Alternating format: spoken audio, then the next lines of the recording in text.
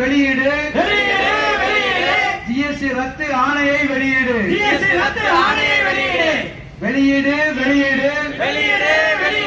GST ரத்து ஆணையை வெளியீடு ஏற்றாதே தொழில் வரியை ஏற்றாதே ஒரே அங்காடி ஒரே வரி ஒரே அங்காடி ஒரே வரி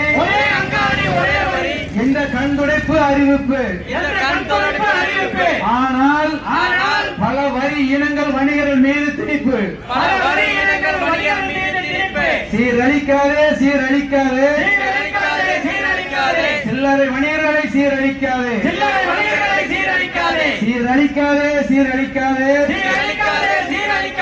சில்லறை வணிகர்களை சீரழிக்காதே குறைத்திடு மின்சார கட்டணத்தை குறைத்திடு வளைக்காதே